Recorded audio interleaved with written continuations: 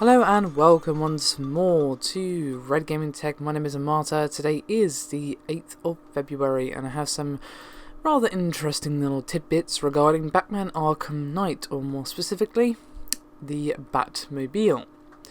Now, of course, the speculation train is, well, not going to slow down anytime soon for this particular title. But Rocksteady Studios and Warner Brothers have seen fit to bestow upon us some details regarding the Batmobile and its various stages.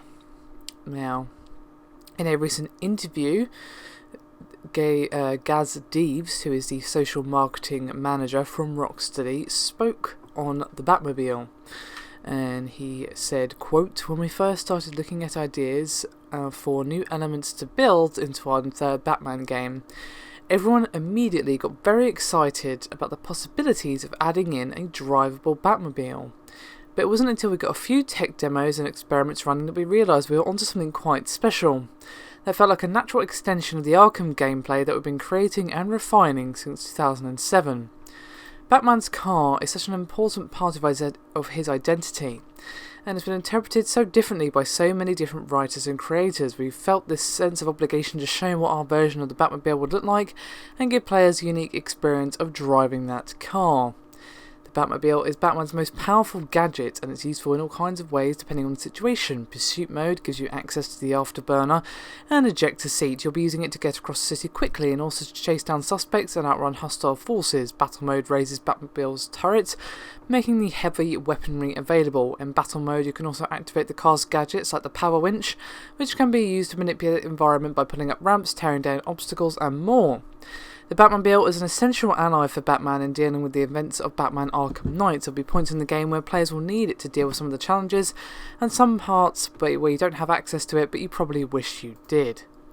So, very much sounds like the Batmobile is not just going to be a awesome and also convenient means of travel throughout Arkham Knight and, which is probably going to be very big if Arkham City is any indication. Perhaps they might even need to increase the size, given that, well, you now have a motorised form of transport with which to get the city around the city in very quickly.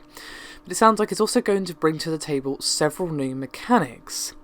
Like he said, you have the heavy weaponry, the turret, and you can also have the power winch, which, as I said earlier, can manipulate the environment, pulls down ramps, obstacles, etc., which sounds like it's very much going to be integrated not only into traversal of the city, but also perhaps potentially stopping enemies, stopping people from chasing you, and most likely solving puzzles. He did, of course, say you'll need it to progress, and sometimes you'll wish you had it when you don't, because, well, it's a very useful tool. So they're very much going all out. It's not just a car that looks like the Batmobile, it is the Batmobile. It has all the cool little gadgets that Batman can use when, in appropriate situations to deal with enemies and get around obstacles and things like that. So it very much sounds like they're breathing some much needed life into the series.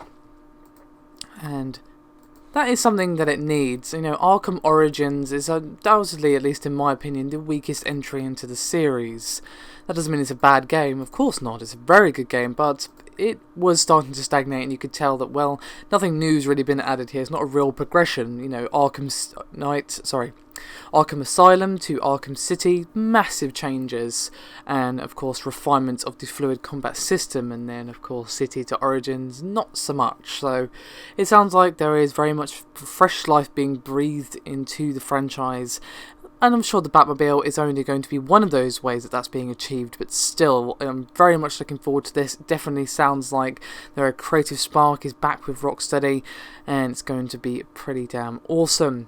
Do let me know your thoughts and opinions though, and I'll see you next time.